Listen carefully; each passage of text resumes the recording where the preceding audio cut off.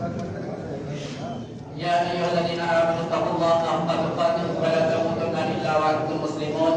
يا أيها الناس اتقوا ربكم الذي خلقكم من نفس واحدة وخلق منها زوجها وبث منهما رجالا كثيرا ونساء. واتقوا الله الذي تساءلون به والأرحام إن الله كان عليكم رقيبا.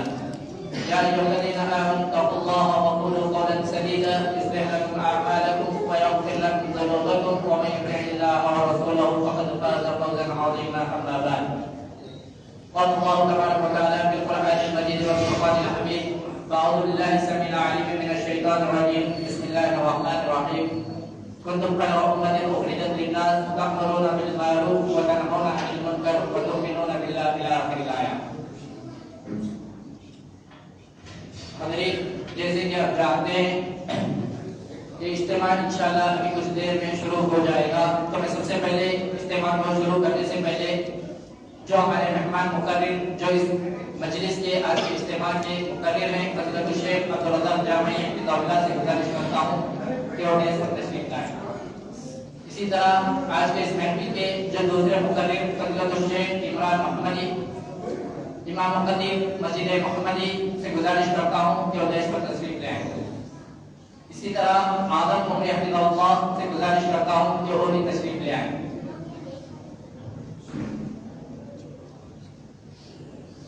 سب سے پہلے میں اجتماع کو شروع کرنے سے پہلے آپ حضرات سے ایک چند گزارشات کرتا ہوں۔ سب سے پہلے یہ کہ آپ جہاں پر بیٹھے ہوئے ہیں وہ مسجد ہے۔ مسجد کا احترام، مسجد کا تقدس ایک مسلمان کا ایک اہم حصہ ہے۔ مسجد یہ اللہ تعالیٰ کی نشانیوں میں سے ہے جو کہ ایک مقدس جگہ ہے جہاں پر اللہ تعالیٰ کی عبادت کی جاتی ہے۔ تو اس بات کا خاص خیال رکھیں کہ آپ بیٹھے ہوئے ہیں تو مسجد میں بیٹھے ہوئے مسجد کی تقدس اور احترام کریں۔ دوسری بات یہ ہے کہ آپ جس وجہ سے جس لیے اس جگہ پر یا مسجد میں جمع ہوئے ہیں وہ اللہ اور اس کے رسول کے کلام کو سننے کے لیے بیٹھے ہوئے ہیں، تو اس کا بھی احترام کرنا، اس کی بھی عزت کرنا ایک ضروری ہے۔ یہ تمام ایسی چیزیں ہیں کہ آپ ثواب کے لیے، دین کو حاصل کرنے کے لیے مسجد میں آئے ہوئے، تو مسجد میں آنا خود ایک عبادت ہے، خود ایک ثواب کا کام ہے، اور دین کی باتیں سننا یہ آپ کے مغفرت کا سبب بھی بنتا ہے۔ فرشتے آپ کے لیے دعا کرتے ہیں تو یہ آپ کے مغفرت کا سبب ہے اور آپ کے ثواب کا کام ہے۔ آپ مسجد میں آ کر، مسجد میں بیٹھ کر اللہ اور اس کے رسول کی باتیں سننے کے بجائے مسجد کے تقدس کو پامال کریں گے، مسجد کا احترام نہیں کریں گے، آپ اپنے باتوں میں لگ جائیں گے، اللہ اور اس کے رسول کی باتوں کو سننے کے بجائے آپ اپنے محفل الگ جما لیں گے یا ڈسٹرب کریں گے جو مقرر خطیب جو خطبہ دے رہا ہے، جو تقریر کر رہا ہے، جو باتیں بتا رہا ہے، آپ اس کو سننے کے بجائے اس کو خلل کریں گے۔ مقرر کے تقریر میں یا خطیب کے خطبے میں آپ خلل کریں گے تو یہ بہت بڑی غلط کام ہوگا، یا آپ کے ثواب کے بجائے آپ کے گناہ میں شمار ہوگا، کیونکہ آپ مسجد کے تقدس کو پامال کر رہے ہیں، اللہ اس کے رسول کی باتوں کو سننے کے بجائے آپ اپنے کاموں میں مشغول ہیں۔ تو سب سے پہلے میں ذمہ داروں سے گزارش کرتا ہوں کہ جو لوگ باہر بیٹھے ہوئے ہیں ان کو مسجد میں جمع کریں، جو بیٹھے ہوئے ہیں مسجد میں وہ خاموشی کا خیال رکھیں، خاموشی اختیار کریں۔ اگر کسی وجہ سے جانا ہے تو آپ خاموش چلے جائیں، خاموش جائیں، خاموش آئیں، مسجد کا احترام کریں۔ انشاءاللہ یہ دو باتیں تھیں جو مجھے آپ کے سامنے کرنی تھی۔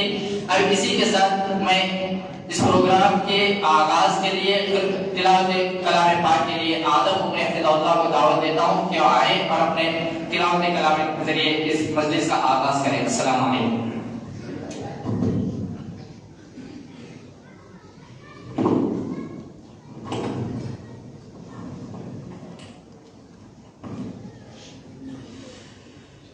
السلام علیکم ورحمۃ اللہ وبرکاتہ۔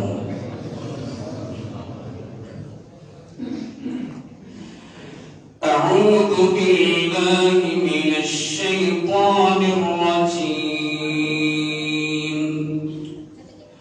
بسم اللہ الرحمن الرحیم، ومن احسن قولا وعمل صالحا وقال إنني من المسلمين۔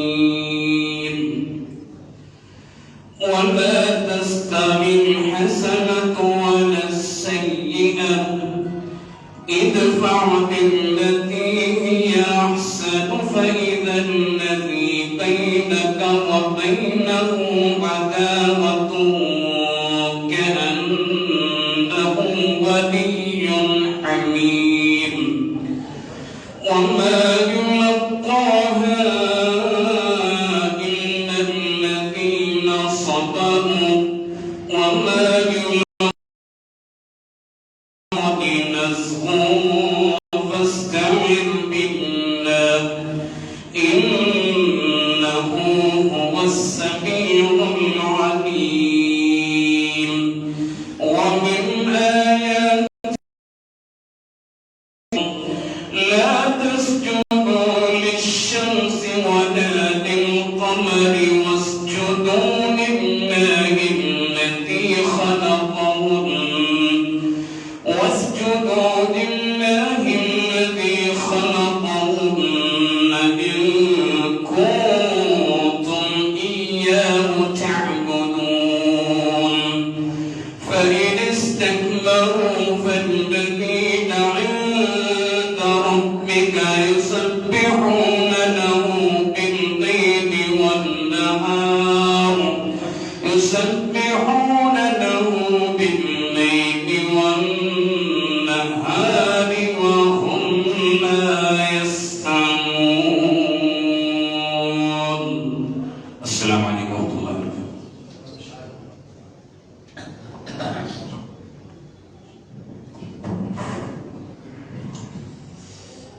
یہ تھے فضیلت الشیخ آدم عمری حفظہ اللہ جو ابھی آپ کے سامنے تلاوت قرآن پاک کر رہے تھے. اللہ تعالیٰ سے دعا ہے کہ اللہ تعالیٰ آپ کے علم میں عمل میں اور عمر میں برکت عطا فرمائے.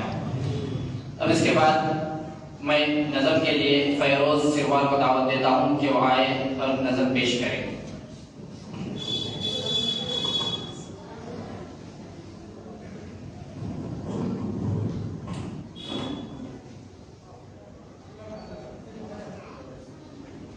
السلام علیکم ورحمۃ اللہ وبرکاتہ.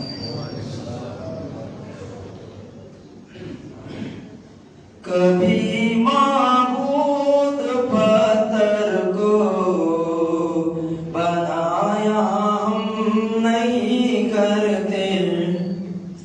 کبھی معبود پتھر کو بنایا ہم نہیں کرتے.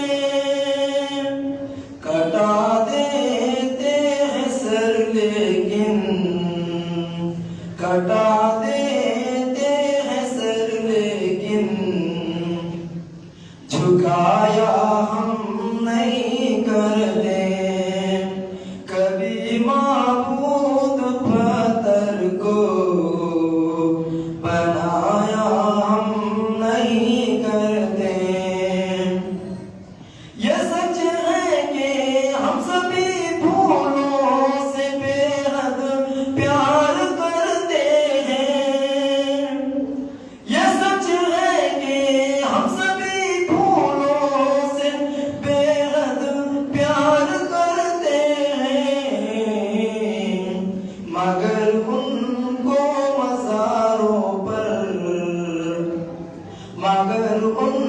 کو مزاروں پر سجایا ہم نہیں کرتے.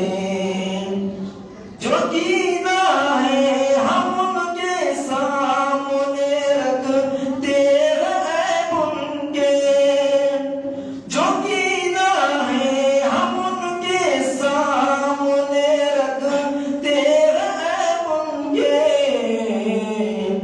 کبھی اندھے کو آئینہ کبھی اندھے کو آئینہ دکھایا ہم نہیں کرتے. یہی اسلام کہتا ہے یہی قرآن بتاتا ہے. یہی اسلام کہتا ہے یہی قرآن بتاتا ہے. کسی مظلوم پہ نہ حق کہ کسی مظلوم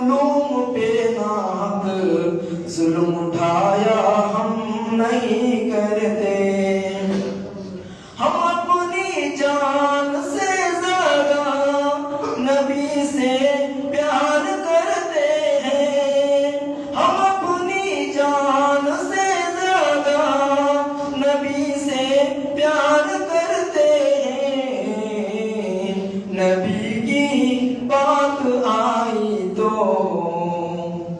نبی کی بات آئی تو ہم کسی کی بات نہیں سنتے نبی کی بات آئی تو ہم کسی کی بات نہیں سنتے کبھی معبود پتھر کو بنایا ہم نہیں کرتے کبھی معبود پتھر کو بنایا ہم نہیں کرتے کٹا دیتے ہیں سر لیکن کٹا دیتے ہیں سر لیکن جھکایا ہم نہیں کرتے السلام علیکم رحمۃ اللہ وبرکاتہ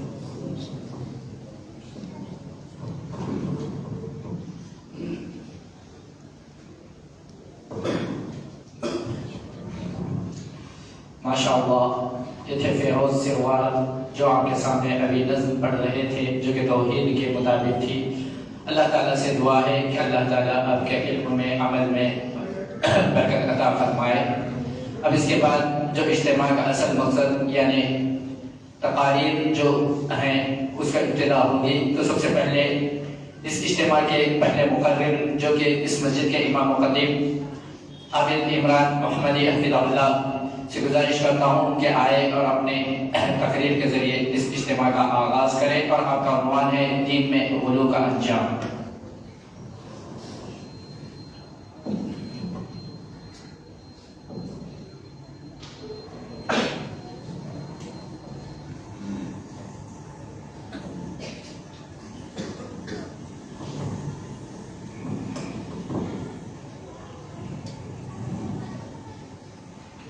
السلام علیکم ورحمۃ اللہ وبرکاتہ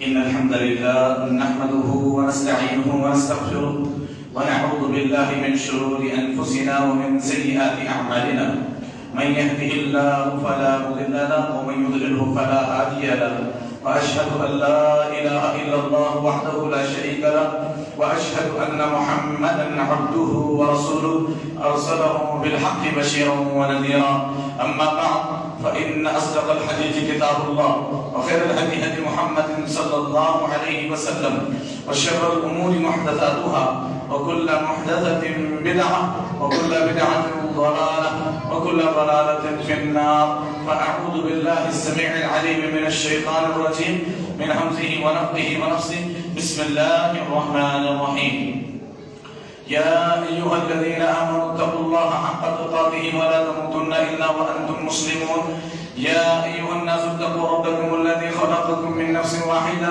وخلق منها زوجها وبث منهما رجالا كثيرا ونساء واتقوا الله الذي تساءلون به والأرحام إن الله كان عليكم رقيبا يا أيها الذين آمنوا اتقوا الله وقولوا قولا سديدا يصلح لكم أعمالكم ويغفر لكم ذنوبكم ومن يطع الله ورسوله فقد فاز فوزا عظيما أما بعد قال الله تبارك وتعالى في محكم تنزيله أعوذ بالله من الشيطان الرجيم يا أيها الذين آمنوا أطيعوا الله وأطيعوا الرسول ولا تبطلوا أعمالكم حاضرین محفل پردہ نشین عزت و عفت مآب خواتین اسلام سب سے پہلے ہر قسم کی تعریف و توصیف اس اللہ وحدہ لا شریک کے لیے ہے کہ جس کے علاوہ اس پوری کائنات میں کوئی معبود برحق نہیں اور جس اکیلے اللہ نے اس پوری کائنات کو بغیر کسی مثال اور بغیر کسی مدد کی پہلی مرتبہ پیدا فرمایا سبحان اللہ و بحمدہ سبحان اللہ العظیم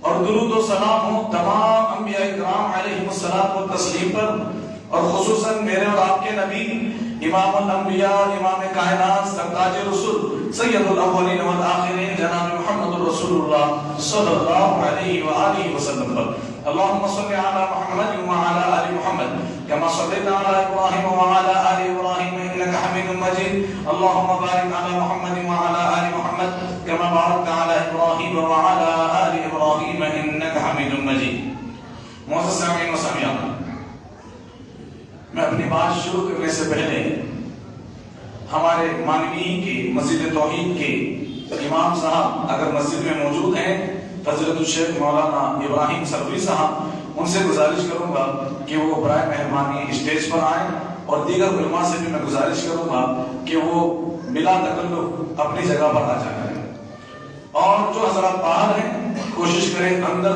اور قریب قریب بیٹھنے کی تاکہ باتیں سمجھ میں آئیں، اور خاموشی کے ساتھ اطمینان کے ساتھ پورے وقار سے آخر تک اسی طرح سے بیٹھے رہیں، انشاءاللہ ہم سب کے لیے بہتر ہے۔ معزز سامعین و سامعات، آج کی اس بزم میں میرا جو عنوان ہے وہ ہے دین میں غلو کرنا۔ دین میں غلو کرنے کا مطلب کیا ہے؟ دین میں غلو کرنے کا مطلب یہ ہے کہ جو باتیں شریعت مطہرہ میں، اسلامی شریعت میں بتا دی گئی، جو باتیں قرآن و حدیث میں اللہ رب الجلال نے نازل و شامل فرما دی، اس سے آگے بڑھنے کی اگر کوئی کوشش کرتا ہے، قرآن اور حدیث سے ہٹ کر کے اپنی طرف سے کسی بات کو دین بنانا چاہتا ہے، تو یہی دین میں غلو کرنا۔ دین میں جتنا بتایا گیا ہے، جیسے بتایا گیا ہے شریعت میں، ویسے اگر عمل کرتا ہے تو پھر شریعت کے مطابق ہے، اور اگر اپنی طرف سے منمانی کرے تو پھر وہ دین میں غلو ہے۔ دین میں غلو، اس سے اللہ کے نبی صلی اللہ علیہ وآلہ وسلم نے منع فرمایا ہے۔ فرمایا اِيَّاكُمْ وَالْغُلُوَّ فَإِنَّهُ أَهْلَكَ مَنْ كَانَ قَبْلَكُمْ الْغُلُوُّ فِي الدِّينِ۔ یہ حدیث ابن ماجہ کی حدیث نمبر 3029 میں موجود ہے۔ رسول اللہ صلی اللہ علیہ وآلہ وسلم فرماتے ہیں کہ دین میں غلو کرنے سے بچو، حد سے آگے بڑھ جانے سے بچو، اس لیے کہ تم سے پہلے کے لوگوں کو اسی دین میں حد سے آگے بڑھ جانے کی وجہ سے ہلاک کر دیا گیا۔ اللہ، دین میں ہم اپنی منمانی نہیں کر سکتے، دین میں اپنی طرف سے کوئی عمل ہم نہیں کر سکتے۔ جتنا بتایا گیا ہے، جیسے بتایا گیا ہے ویسے ہی عمل کرنا چاہیے، پھر وہ چاہے دنیا بھر کی عقل کو کتنا ہی اچھا کیوں نہ لگے، اگر شریعت سے ثابت نہیں ہے، شریعت سے آگے کی بات ہے، تو پھر وہ عمل جو ہے اچھا نہیں ہے، اس سے منع کیا گیا ہے۔ آئیے اس کے تعلق سے چند ایک مثالیں ہم سمجھتے ہیں۔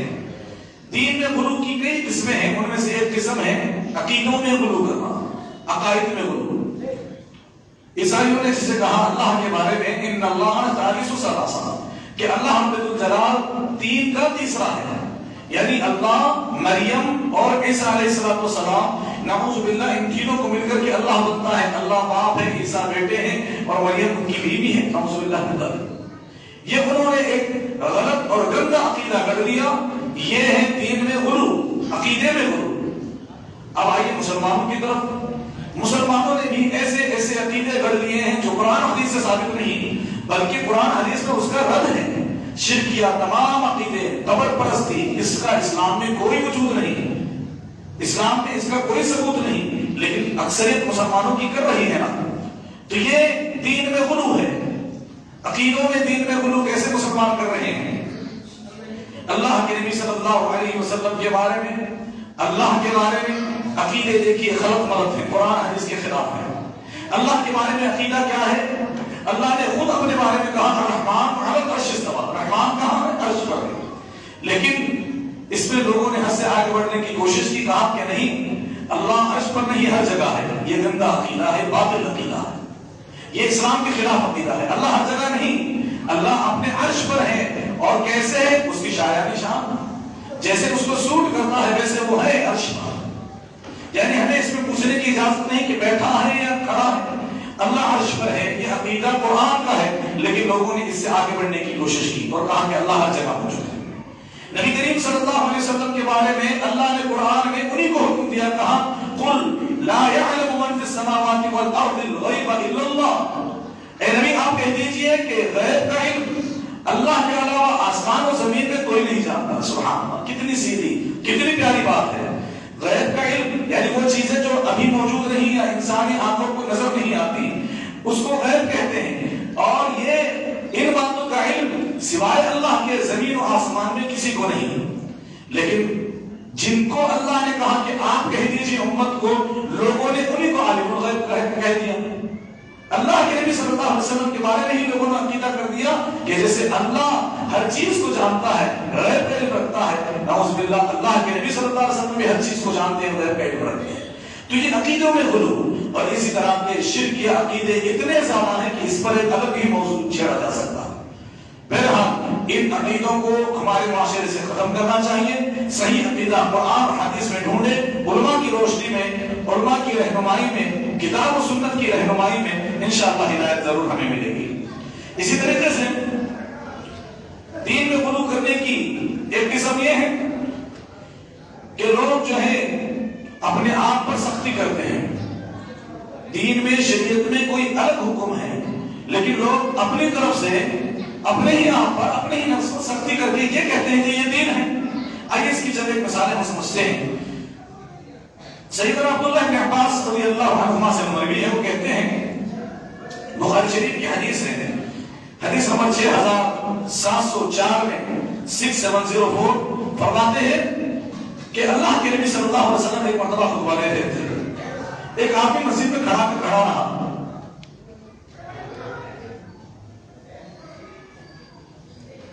اللہ کے نبی صلی اللہ علیہ وسلم خطبہ دے رہے ہیں اور ایک آدمی مسجد میں کھڑا ہوا ہے، بیٹھ جائیے، آرام سے اطمینان سے، نوجوانوں سے بھی گزارش ہے کہ اندر آ جائیے، ذمہ دار ہیں انشاءاللہ وہ دیکھ لیں گے، آئیے اندر آ جائیے، برائے مہربانی۔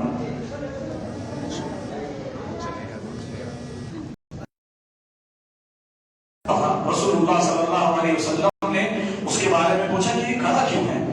تو لوگوں نے کہا کہ اس نے منت مانگی ہے۔ منت کس طرح سے مانی ہے کہ نہ یہ بات کرے گا، نہ بیٹھے گا، نہ کسی سائے دار جگہ میں جائے گا، اور روزانہ ہی روزے رکھے گا، روزے ہی لگاتار رکھتا جائے گا۔ اللہ کے نبی صلی اللہ علیہ وسلم نے جب اس کا معاملہ سنا تو دیکھیے اللہ کے نبی نے کیا کہا، دیکھیے اس نے ایک منت اللہ کے لیے مانی تھی، کہا کہ وہ روزانہ روزے رکھے گا اور کھڑا ہی رہے گا۔ اللہ کے نبی صلی اللہ علیہ وسلم نے فرمایا مرہ فلیتکلم، اس کو کہو، حکم دو اس کو میری طرف سے کہ وہ بات کرے، خاموش نہیں رہ سکتا، اسلام کی اجازت نہیں۔ پھر کہا ولیستظل، اس کو چاہیے کہ وہ سائے کا استعمال کرے، اللہ کی نعمت ہے سایہ، اس کو اپنے آپ پر وہ حرام نہیں کر سکتا۔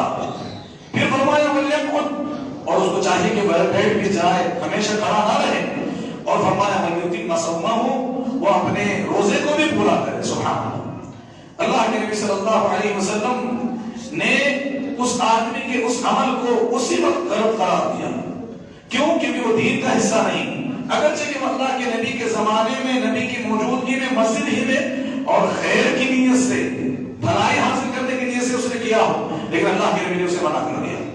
ایک اور حدیث سنتے ہیں، بخاری شریف ہی کی حدیث ہے، ایک مرتبہ سفر میں ایک آدمی جو ہے روزے دار تھا، اور روزے کی وجہ سے سفر میں وہ بے ہوش ہو کر کے گر گیا، لوگ اس کی طرف جمع ہو گئے۔ اللہ کے نبی صلی اللہ علیہ وسلم نے فرمایا کہ کیا معاملہ ہے؟ لوگوں نے کہا کہ یہ روزے دار ہے اور سفر کی حالت میں روزے دار ہے۔ رسول اللہ صلی اللہ علیہ وسلم نے فرمایا لیس من البر الصوم فی السفر، یہ اچھا کام نہیں ہے، سفر میں روزہ رکھنا اچھا کام نہیں۔ اللہ نے رخصت دی تھی نا، رخصت اس کو استعمال کرنا چاہیے تھا، سفر میں روزہ رکھنے کی اس کو کیا ضرورت تھی؟ اور جب یہ بے ہوش پڑنے لگا ہے تو روزہ چھوڑ ہی دیتا، توڑ ہی دیتا۔ تو اللہ کے نبی صلی اللہ علیہ وسلم نے ایک عبادت ہے، لیکن جب جان کو تکلیف ہونے لگی اللہ کے نبی نے کہا کہ اسلام اس کی بھی اجازت نہیں دیتا۔ ایک اور واقعہ جو بہت زیادہ ضروری ہے وہ یہ ہے، عقبہ ابن عامر رضی اللہ عنہ فرماتے ہیں کہ ان کی بہن نے یہ منت مانی۔ منت کیا مانی؟ کہ کعبۃ اللہ تک پیدل چل کر کے جائے گی، کعبۃ اللہ تک پیدل چل کر کے جائے گی، اور انہوں نے عقبہ ابن عامر سے کہا کہ آپ جا کر کے اللہ کے نبی صلی اللہ علیہ وسلم سے فتویٰ پوچھ لیجیے اس معاملے میں۔ عقبہ ابن عامر رضی اللہ عنہ نے اللہ کے نبی صلی اللہ علیہ وسلم سے جب پوچھا تو رسول اللہ صلی اللہ علیہ وسلم نے فرمایا لتمشی وترکب، اس کو اس بات کی اجازت نہیں کہ وہ صرف چلتی رہے کعبۃ اللہ تک چلتی رہے، اس کو چاہیے کہ جب اس کو چلنا ہو وہ چلے، جب سواری میسر ہو تو وہ سواری پر سوار ہو جائے، صرف چل کر جانے کی منت جو اس نے مانی ہے وہ ٹھیک نہیں ہے۔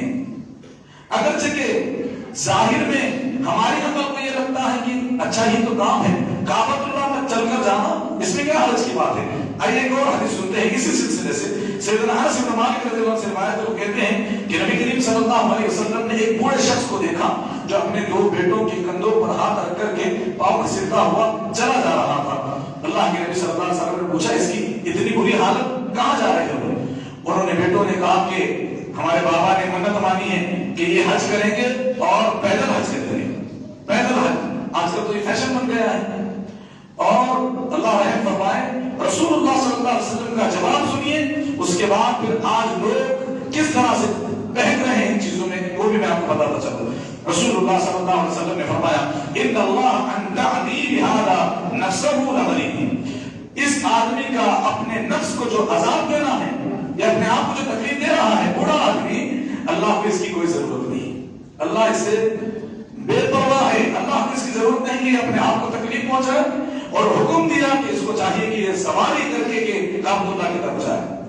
آج ایک آدمی نکلا کعبۃ اللہ کی طرف پیدل ارادہ کر کے اور اس کے پیچھے بہت سے ہو لیے، قرآن اور حدیث میں ہے بھی یا نہیں معلوم کرنے کی کوشش بھی نہیں کی، ہزاروں کلومیٹر دور سے پیدل سفر کرنے کا ارادہ کر لیا اور چلتے ہی جا رہے ہیں، چلتے جا رہے ہیں۔ یہ دیکھیے اسلام کے خلاف عمل ہے، لیکن آج ہم اور آپ نے اس کو ایسا ہوا بنا دیا ہے کہ اب یہ لوگ اس کی تعریف کرنے لگے ہیں۔ ایک شخص سے میں بات کر رہا تھا، انہوں نے مجھ سے شہاب جو پیدل چل کر کے نکلا ہے اس کے بارے میں پوچھا کہ یہ جو چل کر جا رہا ہے شخص یہ کہاں تک ٹھیک ہے۔ ابھی میں ان کو بتانے ہی والا تھا، کچھ دنوں کی بات ہے، ان کو میں جواب دینے ہی والا تھا، انہوں نے جو جواب دیا آپ سوچئے ہماری سوچ کیسی ہو چکی ہے۔ قرآن حدیث کی ہمیں ضرورت نہیں ہے، ہم اپنی طرف سے جو ہے ایک نیا دین بنانے لگے ہیں، اپنی طرف سے دین پر عمل کرنے لگے ہیں۔ انہوں نے کہا کہ مولانا مجھے تو یہ لگتا ہے کہ یہ آدمی 2022 کا ولی ہے، ماشاءاللہ 2022 کا ولی ہے، اس کو ولی بنا دیا ہے، حالانکہ وہ شریعت کے خلاف عمل ہے۔ اگر یہ عمل بہتر ہوتا اور اس عمل پر اجر و ثواب ہوتا اور یہ عمل سب سے بہتر ہوتا تو اس کو سب سے بہتر انسان کر کے دکھاتے تھے، وہ ہے اللہ کے نبی صلی اللہ علیہ وسلم۔ اگر یہ پیدل چل کر کے جانا اور حج کر کے آنا اگر یہ بھلائی کا کام اور سنت کے مطابق ہوتا تو اس کو سب سے پہلے کون کرتے؟ صحابہ کرام رضوان اللہ علیہم اجمعین۔ انہوں نے کیا نہیں، بلکہ ان کے زمانے میں ہوتے ہوئے اللہ کے نبی نے دیکھا تو روک دیا۔ تو جب آدمی کعبۃ اللہ کی طرف نکلے، اگر وہ چلنے کا راستہ ہو چلے، سواری کا راستہ ہو تو وہ سواری کرے، لیکن صرف چلنے کی منت مانگ کر کے چلے جانا اس کی اجازت ہرگز نہیں، اور ایسا عمل کرنا شریعت کے خلاف ہے، غلط ہے۔ تو یہ آج کل لوگوں نے اپنے آپ کو تکلیف میں ڈال لیا ہے شریعت کے معاملے میں۔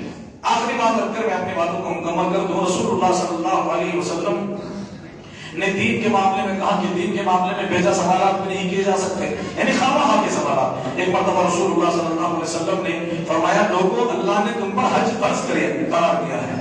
ایک آدمی نے پوچھا کہ اللہ کے نبی کیا ہر سال حج فرض ہے؟ اللہ کے نبی خاموش رہے، انہوں نے دوبارہ کہا، اس آدمی نے بھی دوبارہ جواب دیا۔ اس کے بعد اللہ کے نبی صلی اللہ علیہ وسلم نے تیسری بار فرمایا کہ اگر میں ہاں کہہ دیتا تو ہر سال فرض ہو جاتا۔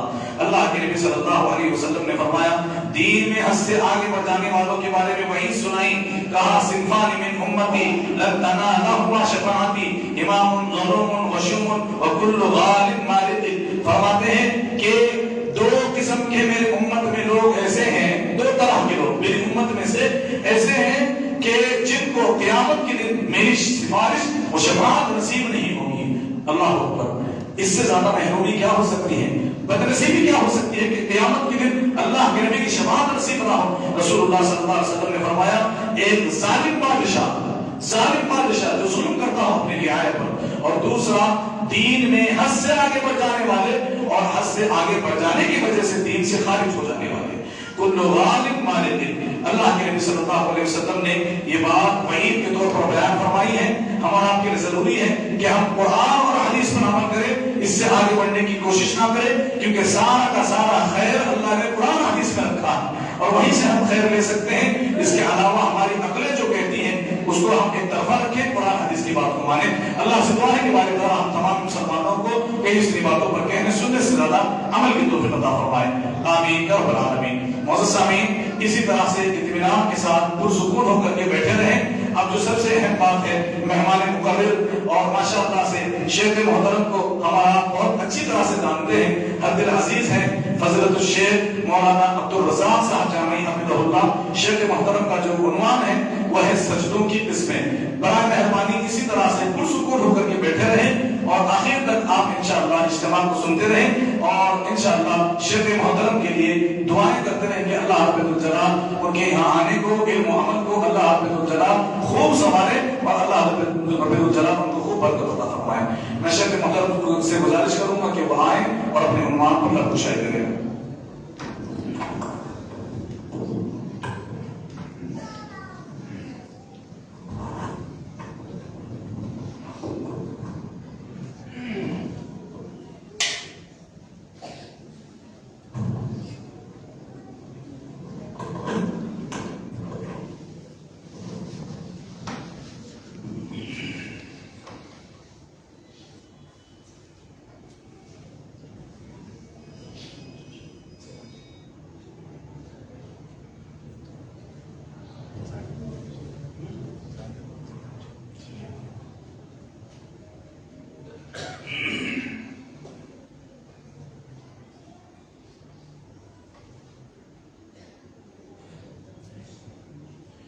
السلام علیکم ورحمۃ اللہ وبرکاتہ۔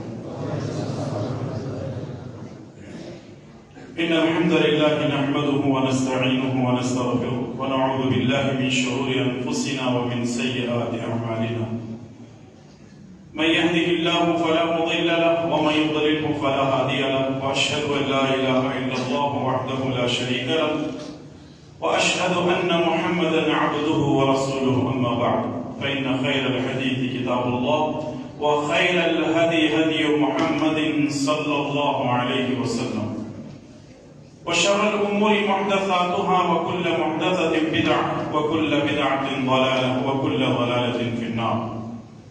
فأعوذ بالله السميع العليم من الشيطان الرجيم من همزه ونفخه ونفثه، يا أيها الذين آمنوا اتقوا الله حق تقاته ولا تموتن إلا وأنتم مسلمون، يا أيها الناس اتقوا ربكم الذي خلقكم من نفس واحدة وخلق منها زوجها وبث منهما رجالا كثيرا ونساء، واتقوا الله الذي تساءلون به والأرحام إن الله كان عليكم رقيبا، يا أيها الذين آمنوا اتقوا الله وقولوا قولا سديدا يصلح لكم أعمالكم ويغفر لكم ذنوبكم، ومن يطع الله ورسوله فقد فاز فوزا عظيما۔ أعوذ بالله السميع العليم من الشيطان الرجيم من همزه ونفخه ونفثه، يا أيها الذين آمنوا اركعوا واسجدوا واعبدوا ربكم وافعلوا الخير لعلكم تفلحون۔ رب اشرح لي صدري ويسر لي امري واحلل عقدة من لساني يفقهوا قولي، اللهم انفعني بما علمتني وعلمني ما ينفعني وزدني علما، آمين يا رب العالمين۔ حمد و ثنا، کبریائی اور بڑائی،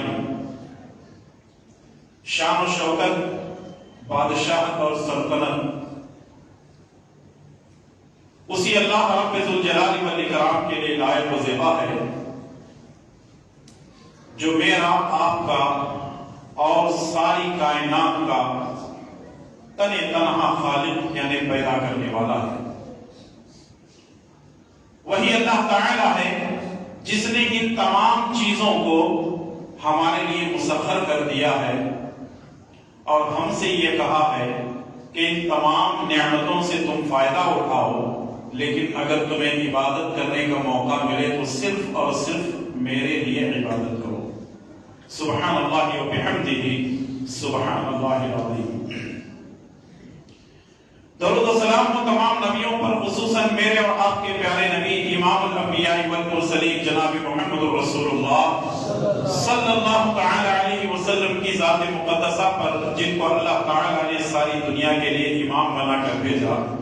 اللهم صل على محمد وعلى آل محمد كما صليت على إبراهيم وعلى آل إبراهيم إنك حميد مجيد، اللهم بارك على محمد وعلى آل محمد كما باركت على إبراهيم وعلى آل إبراهيم إنك حميد مجيد۔ معزز علماء کرام، ذمہ داران جماعت و جمعیت، بزرگوں، نوجوان ساتھیوں، پردہ نشین خواتین اسلام اور پیارے بچوں،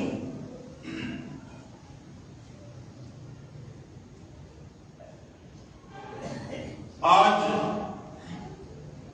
11 ستمبر 2022 بروز اتوار مسجد محمدیہ اہل حدیث مانوی میں یہ جو ماہانہ پروگرام رکھا گیا ہے، جس میں مجھے حکم دیا گیا ہے کہ سجدوں کی اقسام کے تعلق سے کچھ باتیں کتاب و سنت کی روشنی میں آپ کی خدمت میں پیش کریں۔ رب ذوالجلال والاکرام سے دعا کریں کہ اللہ تعالی ہمیں کہنے اور سننے سے زیادہ عمل کرنے کی توفیق نصیب فرمائے اور ہماری عبادت خالص اللہ کے لیے کرنے کی توفیق نصیب فرمائے، آمین یا رب العالمین۔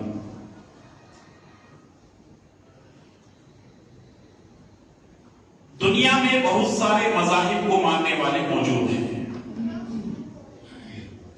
اگر ہم صرف اپنے ملک کی بات کریں گے تو یہ ملک تو مختلف مذاہب کا کچمر ہے،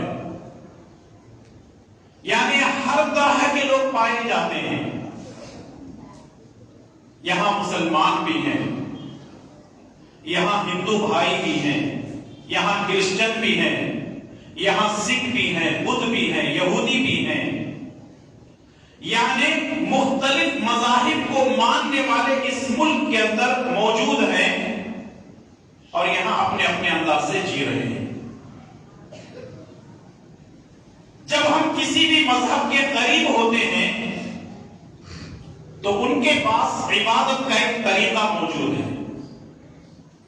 جس طریقے سے ہمارے پاس مذہب اسلام میں عبادت کا طریقہ موجود ہے، ان کے پاس بھی اپنے بنائے ہوئے عبادت کے طریقے، اصول موجود ہیں۔ اور ایک ایسی چیز جو ہر مذہب کے ماننے والے اس کو تسلیم کرتے ہیں، اور وہ ہے سجدہ۔ یہ اور بات ہے کہ ہمارا سجدہ خالص اللہ کے لیے ہوتا ہے، لیکن وہ لوگ اللہ کو چھوڑ کر غیر اللہ کو سجدہ کرتے ہیں، جبکہ ہونا کیا چاہیے؟ سجدہ خالص اللہ تبارک و تعالی کے لیے ہو۔ جو سجدہ کرتا ہے اس کو کہتے ہیں ساجد، جو سجدہ کرتا ہے اس کو کہتے ہیں ساجد۔ جس کے لیے سجدہ کیا جاتا ہے اس کو کہتے ہیں مسجود۔ اور یہ مسجود کون ہے؟ جس کے لیے ہم سجدہ کرتے ہیں وہ کون ہے؟ اللہ تبارک و تعالی ہے۔ اور جس جگہ سجدہ کیا جاتا ہے اس کو کہتے ہیں، ارے اب تو بولو جی، کیا بولتے ہیں؟ مسجد۔ خالی آپ کو باتیں سن کو گئے تو نہیں، سمجھ کو بھی جانا، ذہن میں رکھ کو بھی جانا۔ مولانا آئے تھے، بہت بولے، چلے گئے، کیا بولے کیا بھی معلوم نہیں، ایسی بات نہیں۔ سیکھ کر کے جاؤ، کچھ لے کر کے جاؤ۔ جو سجدہ کرتا ہے اس کو کیا کہتے ہیں؟ ساجد۔ جس کے لیے سجدہ کیا جاتا ہے اس کو کہتے ہیں مسجود، اور جس جگہ سجدہ کیا جاتا ہے اس کو کہتے ہیں مسجد۔ اللہ تبارک و تعالی نے بے شمار انبیاء علیہ السلام کو اس دنیا میں بھیجا ہے، اور اس کی کڑی ختم ہوتی ہے میرے اور آپ کے پیارے نبی جناب محمد رسول اللہ صلی اللہ علیہ وسلم پر۔ تمام انبیاء علیہ السلام نے اللہ کے بندوں کو بندوں کی غلامی سے نکال کر کے اللہ کی غلامی پر لگا دیا۔ تمام انبیاء علیہ السلام کی دعوت کیا تھی؟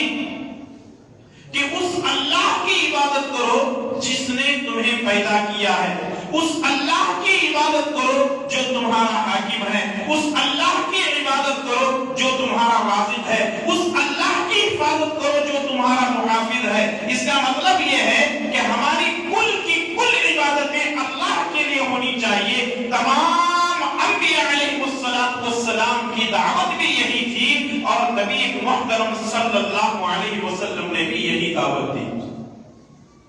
اللہ تبارک و تعالی نے ارشاد فرمایا فَسَبِّحْ بِحَمْدِ رَبِّكَ وَكُن مِّنَ السَّاجِدِينَ۔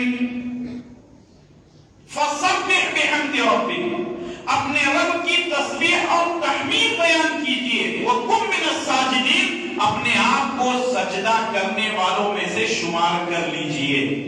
یعنی اللہ تعالیٰ سجدہ کرنے کا حکم کس کو دے رہا ہے؟ پیارے نبی جناب محمد الرسول اللہ صلی اللہ علیہ وسلم کو۔ جب نبی کو یہ حکم دیا گیا کہ آپ سجدہ کیجئے، کیونکہ سجدہ کرنے کی وجہ سے بندہ اپنے رب کی رحمت کے نہایت قریب ہوتا ہے، اسی لیے اللہ تبارک و تعالیٰ نے رسول اللہ صلی اللہ علیہ وسلم کو بھی یہ حکم دیا کہ آپ اپنے رب کو راضی کرنے کے لیے زیادہ سے زیادہ سجدے کرتے رہیے۔ بڑی مشہور روایت ہے، اما عائشہ صدیقہ رضی اللہ تعالیٰ عنہ رسول اللہ صلی اللہ علیہ وسلم کو دیکھتی ہیں کہ آپ رات میں لمبا قیام کرتے ہیں، لمبا رکوع کرتے ہیں، لمبا سجدہ کرتے ہیں، اور سجدہ اتنا لمبا ہوتا ہے، سجدہ اتنا لمبا ہوتا ہے کہ اما عائشہ رضی اللہ تعالیٰ عنہ فرماتی ہیں کہ کبھی کبھی میں نبی کریم صلی اللہ علیہ وسلم کو کے انگوٹے ہلا کر کے دیکھتی پیروں کے، کہیں آپ اللہ کو پیارے تو نہیں ہوئے؟ اتنا لمبا سجدہ کرتے، اتنا لمبا رکوع اور اتنا لمبا قیام کرتے کہ آپ کے پیروں میں ورم آ جاتا، آپ کے پیر سوج جاتے تھے۔ میں نے اللہ کے نبی سے پوچھا، اے اللہ کے نبی صلی اللہ علیہ وسلم، اتنا لمبا قیام کرنے، اتنا لمبا رکوع کرنے، اتنا لمبا سجدہ کرنے کی آپ کو ضرورت کیا ہے؟ آپ تو بخشے بخشائے ہیں، آپ سے کوئی گناہ نہیں ہو سکتا، آپ سے کوئی غلط سرزد نہیں ہو سکتی۔ رب نے اعلان کر دیا ہے فتحنا لك فتحا مبینا لیغفر لك اللہ ما تقدم من ذنبک، آپ کے اگلے پچھلے سارے گناہوں کو رب نے معاف کر دیا ہے۔ اے اللہ کے نبی اتنے لمبے رکوع اور سجدے کیوں کرتے ہیں؟ تو نبی کریم صلی اللہ علیہ وسلم کا جواب ہوتا ہے افلا اکون عبدا شکورا، کہ اے عائشہ کیا میں اللہ تعالیٰ کی شکر گزاری کرنے والا بندہ نہ بنوں؟ آپ سے کوئی گناہ نہیں ہوتا، آپ سے کوئی غلطی سرزد نہیں ہوتی، لیکن آپ لمبا قیام کر رہے ہیں، لمبا رکوع اور لمبا سجدہ کر رہے ہیں۔ ہماری حالت یہ ہے کہ ہم سے رات دن گناہ ہو رہے ہیں، اٹھتے بیٹھتے چلتے پھرتے سوتے جاگتے ہم سے گناہ ہو رہے ہیں۔ کبھی ہم جھوٹ بول رہے ہیں، کبھی غیبت کر رہے ہیں، کبھی چغلخوری کر رہے ہیں، کبھی حرام کھا رہے ہیں، کبھی کسی کو برا بھلا بول رہے ہیں، کبھی کسی کو گالی دے رہے ہیں، بکواس اپنی زبانوں سے نکالتے ہیں، پھر بھی ہم نہ اپنے رب کے سامنے مغفرت طلب کرتے ہیں، نہ توبہ کرتے ہیں، اور نہ ہم اپنے رب کو راضی کرنے کے تیار ہوتے ہیں۔ میرے بھائیوں اور دوستو، بڑی بدبختی ہے ان لوگوں کے لیے جو اپنے رب کو راضی کرنے کے لیے تیار نہیں ہوتے ہیں۔ سنن ابو داؤد کی روایت ہے، اللہ کے پیارے نبی جناب محمد رسول اللہ صلی اللہ علیہ وسلم فرماتے ہیں کہ جیسے ہی اذان ہوتی ہے بندہ نماز کے لیے آتا ہے تو ایک نماز سے دوسری نماز تک جتنے اس کے گناہ ہوتے ہیں ایک پوٹلی بنا کر اس کے سر اس کے کندھوں پر رکھ دی جاتی ہے۔ جیسے ہی وہ رکوع میں جاتا ہے، جیسے ہی وہ سجدہ کرتا ہے تو وہ پوٹلی گناہوں کی گر جاتی ہے۔ نماز پڑھنے کے بعد وہ ایسے گناہوں سے پاک و صاف ہو جاتا ہے جیسے اس نے کوئی گناہ کیا ہی نہیں۔ ذرا سوچیں اور غور کریں، ہم نمازوں کی پابندی کیوں نہیں کرتے ہیں؟ ہم عبادت سے کیوں جی چراتے ہیں؟ ہم اللہ تبارک و تعالیٰ کی عبادت کیوں نہیں کرتے؟ اور اگر سجدے کرتے بھی ہیں، رکوع کرتے بھی ہیں، نماز پڑھتے بھی ہیں تو اتنی جلدی ہوتی ہے، اتنی جلدی ہوتی ہے کہ جیسے ہی سلام پھیر لیتے ہیں تو ایسے معلوم ہوتا ہے کہ سب سے پہلے ان کو جبرائیل نے میسج بھیج دیا ہے کہ تمہاری نماز قبول ہو گئی، موبائل لے کے بیٹھ جاتے ہیں۔ میرے بھائیوں دوستو، اللہ سے ڈرو، اللہ کا ڈر اور خوف اپنے دلوں کے اندر پیدا کرو، نمازوں کی پابندی کرو، سجدے کیا کرو۔ اور یہ نماز پہلے جب رسول اللہ صلی اللہ علیہ وسلم معراج پر گئے تھے تو کتنے وقت کی فرض ہوئی تھی؟ 30 یا 40؟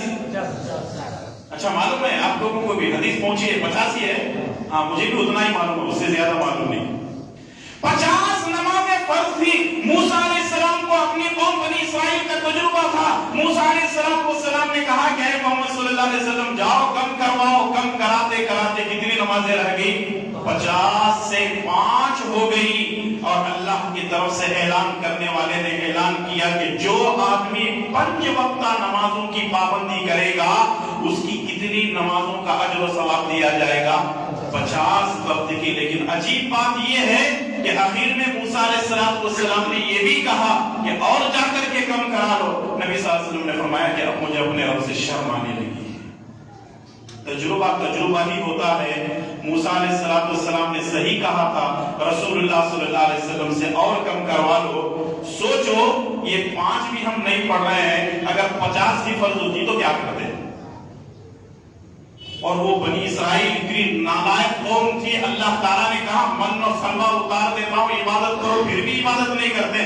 اللہ نے 50 سے 5 کر دیا، پھر بھی ہم پڑھنے کے لیے تیار نہیں ہیں۔ اس کا مطلب یہ ہے کہ ہم جیسا کمبخت آدمی اس دنیا کے اندر کوئی نہیں ہے جو اللہ کو مانتا ہے، اللہ کو مانتا ہے لیکن اللہ کی نہیں مانتا۔ یہ فرق ہے کو اور کی کے اندر۔ ہم اللہ کو مانتے ہیں لیکن اللہ کی نہیں مانتے۔ ہم محمد رسول اللہ صلی اللہ علیہ وسلم کو مانتے ہیں لیکن محمد صلی اللہ علیہ وسلم کی نہیں مانتے ہیں۔ ہم ماں باپ کو مانتے ہیں لیکن اپنے ماں باپ اب نہیں بولتے دیکھو، ارے بولو جی، نہیں مانتے۔ کیوں نہیں مانتے؟ ہاں یہی تو مسئلہ ہے نا۔ جب اللہ کو نہیں مانتے، اللہ کی نہیں مانتے، نبی کو نہیں مانتے، نبی کی نہیں مانتے، تو ماں باپ کو بھی نہیں مانو، ماں باپ کی بھی نہیں مانو۔ ایسے ہو سکتا ہے؟ ہرگز نہیں۔ میرے بھائیوں اور دوستو، غور کرو کہ جہاں ہم اللہ کو مانیں گے تو وہیں اللہ کی بھی مانیں گے، جہاں ہم نبی کو مانیں گے تو نبی کی بھی مانیں گے، تو جہاں ہم والدین کو مانتے ہیں تو وہیں ہم اپنے والدین کی بھی مانیں گے۔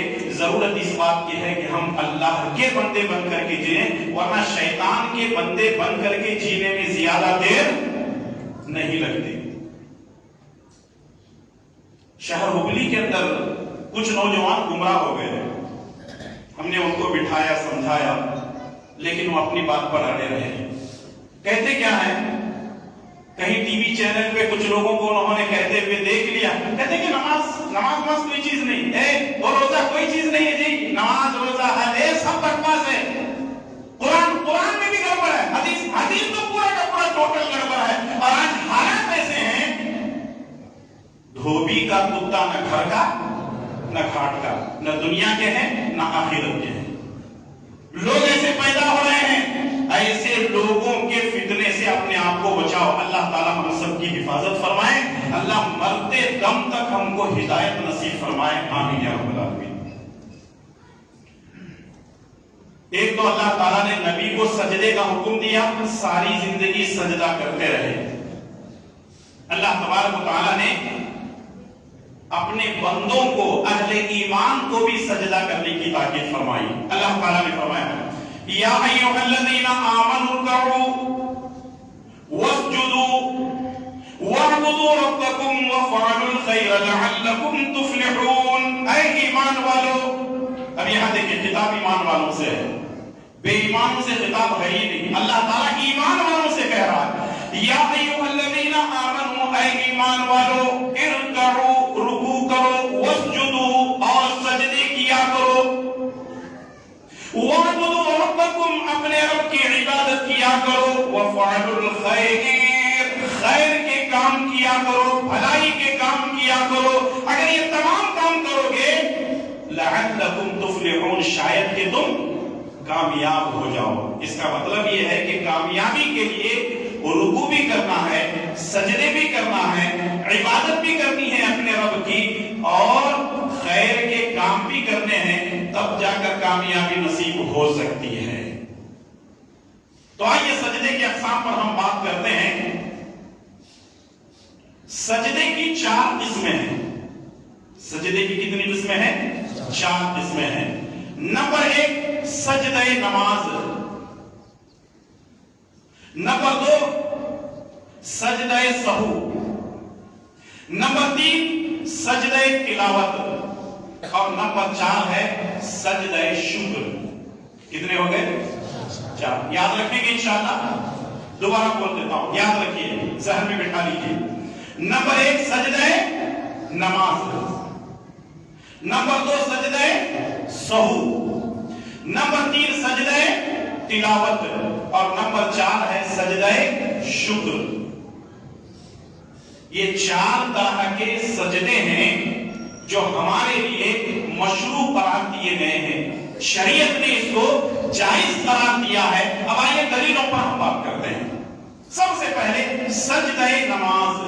سجدہ نماز کس کو کہتے ہیں؟ وہ سجدہ جو نمازوں میں ادا کیا جاتا ہے، چاہے وہ نماز فرض ہو، چاہے وہ نماز سنت ہو، چاہے وہ نماز نفل ہو، چاہے وہ تحیت الوضو ہو، چاہے وہ تحیت المسجد ہو، چاہے وہ سورج گرہن کی نماز ہو، چاہے چاند گرہن کی نماز ہو، چاہے وہ فطر کی نماز ہو، چاہے وہ تہجد کی نماز ہو، کوئی بھی نماز ہو، یہ ہے سجدہ نماز۔ سجدہ نماز یہ جو سجدہ ہے اللہ تبارک و تعالیٰ کو بہت ہی زیادہ پسند ہے۔ سنن ابن ماجہ کی روایت ہے، اللہ کے پیارے نبی جناب محمد رسول اللہ صلی اللہ علیہ وسلم فرماتے ہیں کہ جب بندہ اذان سننے کے بعد مسجد کی طرف جانے لگتا ہے تو شیطان اس کو نماز سے روکنے کی کوشش کرتا ہے۔ شیطان اس کو کس سے روکتا ہے؟ نماز سے، عبادت سے روکنے کی کوشش کرتا ہے، کیونکہ یہ جنت سے کیوں نکالا گیا تھا؟ اللہ کا ایک حکم نہ ماننے کی وجہ سے، اور وہ بھی کیا تھا؟ سجدہ ہی تھا۔ یہ حکم نہ ماننے کی وجہ سے جنت سے نکالا گیا۔ اب اسی سجدے کو انسان اگر کرنے کے لیے مسجد میں جانا چاہتا ہے تو شیطان ان کو روکتا ہے۔ جب پھر بھی وہ مسجد میں جاتا ہے، وضو کرتا ہے، سنتیں فرض اور نفل ادا کرتا ہے، تو شیطان یہ کہنے لگتا ہے کہ مجھے بھی سجدہ کرنے کا حکم دیا گیا تھا، میں نے سجدہ نہیں کیا، میں جہنم میں جاؤں گا۔ اس بنی آدم کو سجدہ کرنے کا حکم دیا گیا ہے، یہ کہاں جائے گا؟ جنت میں جائے گا۔ اس کا مطلب یہ ہے کہ شیطان یہ مانتا ہے کہ سجدہ کرنے والا جنت میں جائے گا اور سجدہ نہیں کرنے والا جہنم میں جائے گا۔ اب آپ کہاں جانا چاہتے ہیں؟ جی کہاں جانا چاہتے ہیں؟ جنت میں۔ کہ فجر کی نماز میں صرف 5-6 آدمی رہتے ہیں، جاؤ گے جنت میں؟ واہ، ٹکٹ لیے ہیں کیا؟ ہے کیا کسی کے پاس کوئی کنفرمیشن ہے؟ جو آدمی فجر کی نماز باجماعت ادا کرتا ہے، اور میں پہلے اقرار کرتا ہوں میں بھی اس میں بہت کمزور ہوں، چور ہوں فجر کی نماز میں۔ ہم چور ہیں فجر کی نماز کے، رات بھر جاگتے ہیں، دن بھر سوتے رہتے ہیں، اور ویسے بھی ہماری قوم الو بنتی جا رہی ہے، رات بھر جاگتے ہیں، دن بھر سوتے رہتے ہیں۔ سجدہ یہ نہایت اہم ہے، یاد رکھیے، یہی اگر ہم نمازوں کی پابندی کرتے ہیں تو یہی چیز ہم کو انشاءاللہ تبارک و تعالی جنت میں لے جائے گی۔ اسی لیے رسول اللہ صلی اللہ علیہ وسلم فرماتے ہیں قیامت کے دن سب سے پہلا حساب و کتاب کس کا ہوگا؟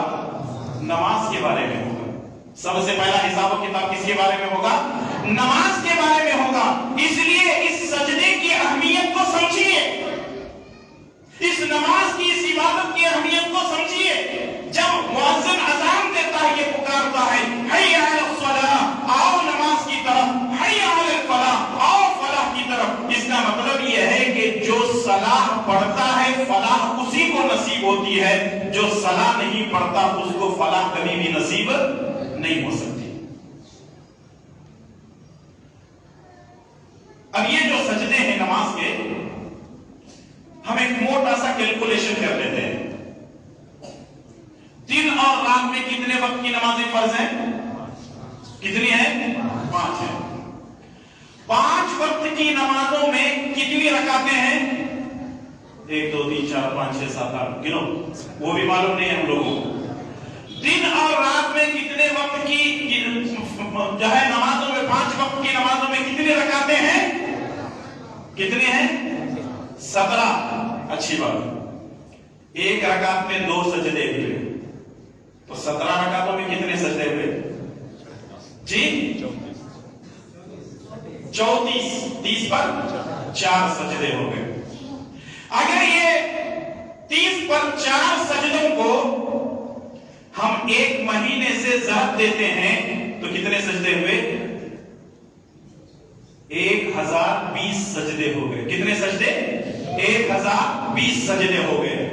یعنی اگر کوئی آدمی 5 وقتہ نمازوں کی پابندی کرتا ہے اور وہ 1 مہینہ نماز پڑھتا ہے تو وہ کتنی نمازیں پڑھ رہا ہے 1 مہینے؟ کتنے سجدے کر رہا ہے 1 مہینے میں؟ 1020 سجدے. میں نے یہاں پر سنت نمازوں کو بھی نہیں لیا, نفل کو بھی نہیں لیا, وتر کو بھی نہیں لیا. کیلکولیشن صرف کس کا چل رہا ہے؟ صرف فرض نمازوں کا. اگر کوئی آدمی ہر مہینہ 1020 سجدے کرتا ہے تو اس کو ضرب دو 12 مہینوں سے تو کتنے سجدے ہو گئے؟ 12,240 سجدے. کتنے ہو گئے؟ 12,240 سجدے. اس کا مطلب یہ ہے کہ 1 سال میں ایک آدمی 12,240 سجدے کرتا ہے صرف فرض نمازوں کے. اور اگر ہم اس کا کیلکولیشن زندگی سے کریں تو کتنے ہوں گے؟ ہماری زندگی کتنی ہے؟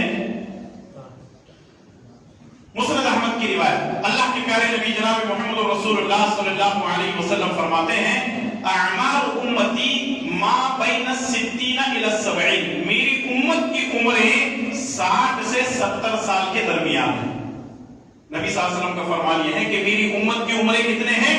60 سے 70 سال کے درمیان ہیں. اس کا مطلب یہ ہے کہ خود رسول اللہ صلی اللہ علیہ وسلم کی عمر دیکھیں کتنے سال کی تھی؟ 63 سال. 60 پر 3 سال آپ کی عمر تھی, آپ اس دنیا سے چلے گئے. اگر ہم موٹا حساب لے لیتے ہیں 60 سال, اگر 60 سال سے اوپر کسی کو زندگی مل جاتی ہے تو وہ بونس ہے. وہ اللہ کی عبادت میں اور زیادہ دلچسپی لے, رب کو راضی کرنے کی کوشش کرے, زیادہ سے زیادہ سجدہ کرے. اگر ہم 60 کو لے لیتے ہیں تو 60 میں سے 10 سال ہم نکال دیں گے بچپن کے, تو 60 میں سے 10 نکالیں گے تو کتنے بچے؟ 50. اگر ہم 12,240 سجدوں کو جو کہ 1 سال کے بن رہے ہیں 50 سالوں سے ضرب دیں گے تو کتنے سجدے بنیں گے؟ حیران رہ جائیں گے آپ. 6,12,000 سجدے. اللہ اکبر. کتنے؟ 6,12,000 سجدے بنیں گے. کتنے سالوں کے؟ 50 سال کی نماز بلا ناغہ پڑھیں گے تو گویا کہ آپ 6,12,000 سجدے کر رہے ہیں, اور یہاں آدمی 6,12,000 سجدے کرنے کو تیار نہیں ہے. یہ سوچ کر کے بیٹھا ہے ہمارا تو سیدھا جنت میں جاتا ہے. بابا کی جنت ہے, خرید کو لیے ہیں, ٹکٹ ہے, کنفرمیشن ہے آپ کے پاس, کیا ہے؟ کچھ بھی نہیں ہے. زندگی کے سجدے کرنے کو تیار نہیں, رب کے سامنے جھکنے کو تیار نہیں ہے, رب کے سامنے گڑگڑانے اور اپنی پیشانی اور ناک کو رگڑنے کے لیے تیار نہیں ہے, رب کی عبادت کو کرنے تیار نہیں ہے, اور یہ ارادے لے کر کے خوشخوابی میں مبتلا ہے کہ ہم مریں گے تو سیدھے جنت میں جائیں گے. اس سے بڑا بیوقوف آدمی دنیا میں کوئی نہیں. کیا ارادے ہیں آپ لوگوں کے؟ بھئی کیا ارادے ہیں؟ نماز پڑھو گے؟ ارے سجدے کرو گے؟ آج انشاءاللہ بول کو تھک گئے ہم لوگ. مولا وعدے دینے کو تھک گئے, انشاءاللہ بول کو تھک گئے. پھر بھی کتے کی تم ٹیڑھی کی ٹیڑھی, تمہیں بول رہے دیکھو ٹیڑھی کی ٹیڑھی, سب معلوم ہے لوگوں. پھر بھی دیکھیں, یاد رکھیں ہماری زندگی کبھی بھی ختم ہو سکتی ہے, ہمارا دل کبھی بھی دھڑکنا بند ہو سکتا ہے, ہماری آنکھیں کبھی بھی بند ہو سکتی ہیں. ان آنکھوں کے بند ہونے سے پہلے رب کو راضی کر لو, زیادہ سے زیادہ سجدے کر لو. یاد رکھو رب ذوالجلال والاکرام کی قسم ہے, اللہ تبارک و تعالی ان لوگوں سے خوش ہوتا ہے جو رب کو زیادہ سے زیادہ سجدے کرتے ہیں. جیسے میں نے شروع میں کہا تھا, دنیا کے اندر جتنے مذاہب کو ماننے والے ہیں ہر مذہب کے پاس سجدہ ہے. اس کا مطلب یہ ہے کہ آدمی اپنے پیروں کو, اپنے گھٹنوں کو, اپنے ہاتھوں کو, اپنی پیشانی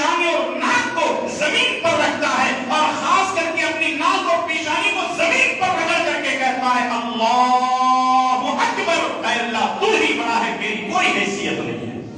اللہ اکبر، اے اللہ میرا کوئی گھمنڈ و غرور نہیں ہے، ساری عبادتیں تیری ہے۔ اللہ اکبر، انسان اپنے آپ کو سب سے چھوٹے بنا کر یہ کہتا ہے کہ ساری کائنات کے اندر تیرے سوا کوئی بڑا نہیں ہو سکتا۔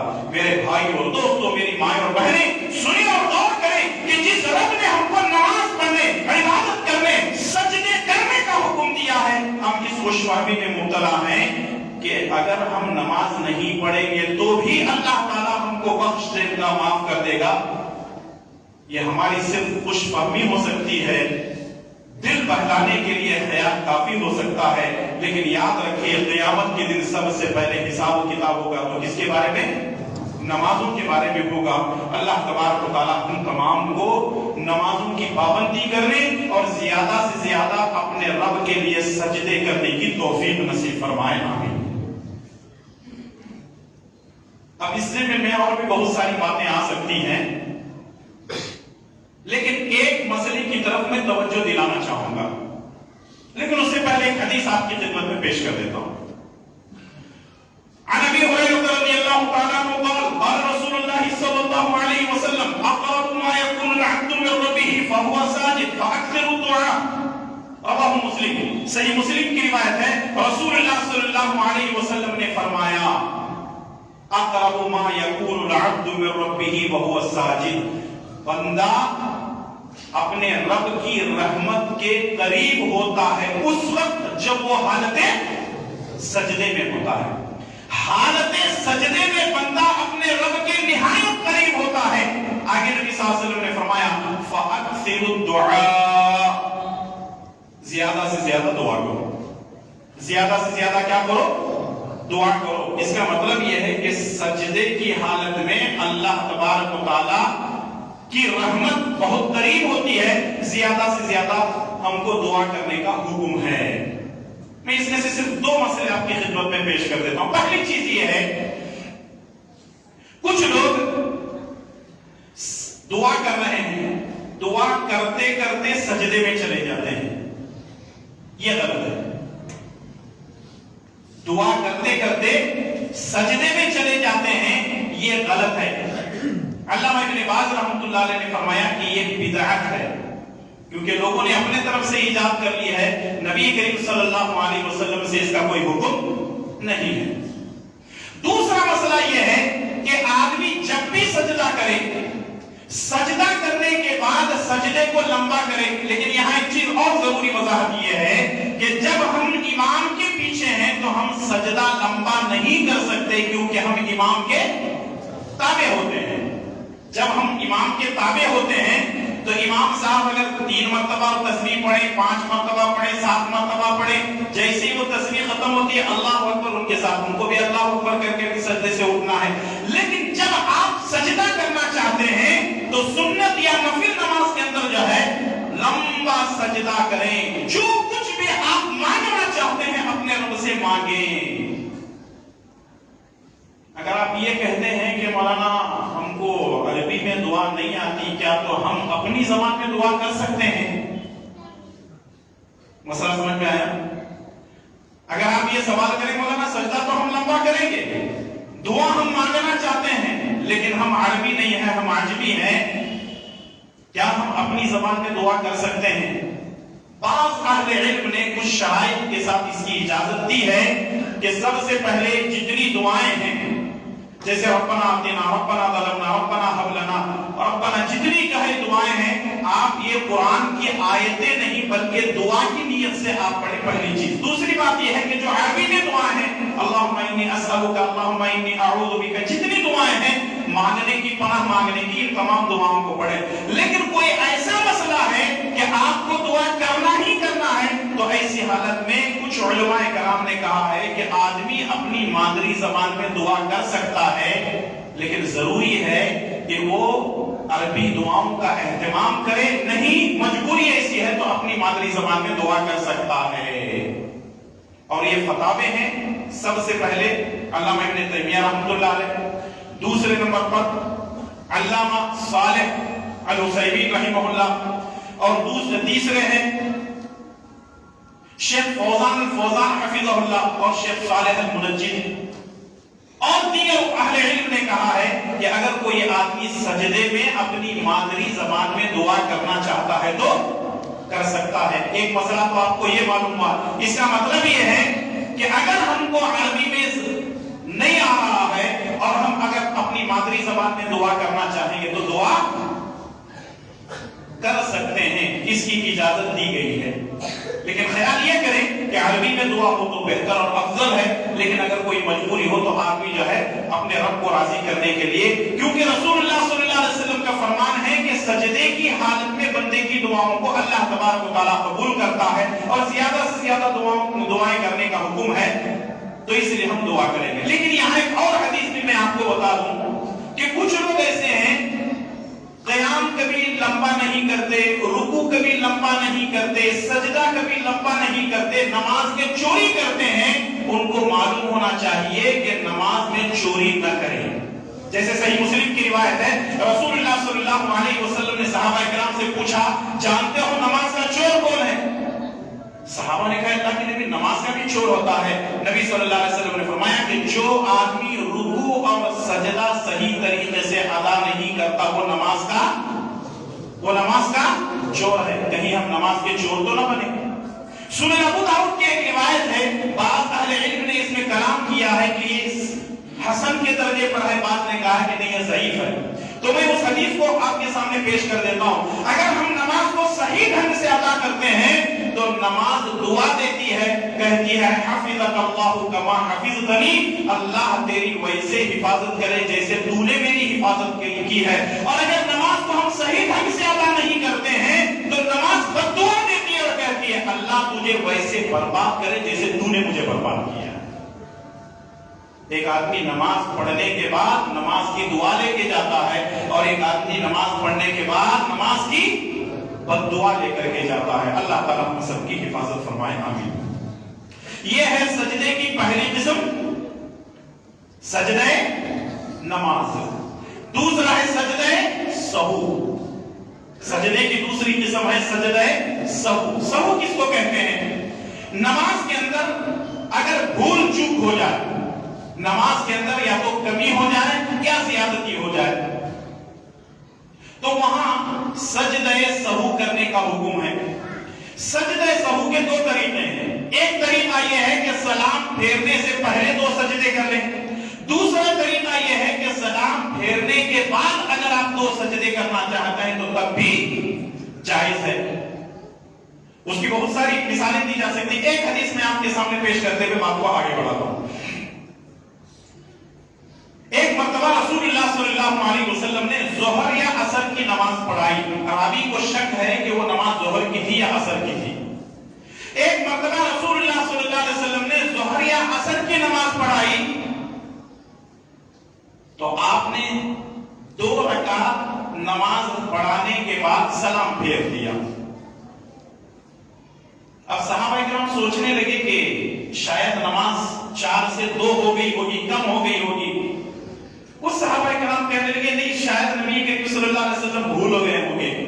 سارے صحابہ کرام خاموش تھے۔ نبی کا روح ایسا تھا، صحابہ کرام نبی کی عزت اور احترام اتنا کیا کرتے تھے، سارے کے سارے خاموش تھے۔ ایک صحابی اٹھے، ان کو ذو الیدین کہا جاتا ہے، ہاتھ لمبے تھے تو ان کو ذو الیدین کہا جاتا تھا۔ وہ کہنے لگے اللہ کے نبی نماز کم ہو گئی یا آپ بھول گئے؟ دیکھیں پوچھنے کا انداز کتنا پیارا ہے، نماز کم ہو گئی یا آپ بھول گئے؟ اور آج امام صاحب سے بولتے کیا چولہے میں بانگڑا ڈال گئے تھے، کیا بیوی بچے سے جھگڑا کر کے آئے، کیا بھی ٹینشن ہے، کیا نماز تمہاری 3 کی جگہ 4 ہو گئی تو 4 کی جگہ 3 ہو گئی؟ ارے کوئی ادب رکھو، امام کا خیال رکھو، علماء کی عزت کیجئے، احترام کیجئے، بات کرنے کا انداز اور سلیقہ سیکھیے اہل علم سے۔ اور آج ہم دیکھتے ہیں غیر مسلم اپنے سوامیوں کی عزت کرتے ہیں، بریلوی اپنے باباؤں اور پیروں کی عزت کرتے ہیں، اہل حدیثوں کے پاس اپنے علماء کی کوئی قدر نہیں ہے۔ اس کی ایک بنیادی وجہ یہ سمجھ میں آتی ہے کہ ہر آدمی اپنے آپ کو مفتی سمجھتا ہے، اور اس مفتی کے بارے میں نے ٹائٹل دیا ہوا ہے سڑک چھاپ مفتی۔ سڑک چھاپ مفتی ہر جگہ ملے گا، مسئلہ مولوی سے پوچھا جاتا پارک میں بیٹھا ہوا شروع ہو جاتا وہ میں ویڈیو کے اندر ان کا سنیا تھا کر سکتے ہیں کہتے کیا سمجھ رہے ہیں دین کو مذاق سمجھ رہے ہیں دین کوئی مذاق ہے بات آتا کہ جو ہے جو کرینے کو دین کہا جاتا ہے یہ بہت بڑی ذمہ داری ہے اگر کوئی کسی چیز کو جو کہ حلال ہے حرام کہتا ہے اگر ایک حرام چیز ہے اس کو حلال کہتا ہے گویا کہ وہ شریعت کو اپنے ہاتھ میں لیتا ہے کیونکہ اللہ نے حلال کیا ہے تو قیامت تک حلال ہی رہے گی اللہ نے کسی چیز کو حرام کیا ہے تو قیامت تک حرام رہے گی ہم کون ہوتے ہیں حلال اور حرام کہنے والے تو اس لیے میرے بھائی اور دوستو پرہیز کرو علماء کی قدر کرو علماء کی عزت کرو دین علماء سے سیکھو لنڈو پنجو سے دین نہ سیکھو جو انٹرنیٹ پہ بیٹھا ہوا ہے 10 بائی 10 کے کمرے میں بیٹھ کر کے دین سکھا رہا ہے اس سے دین نہ سیکھو جو گالا دے رہے کہیں بولنا ہمیں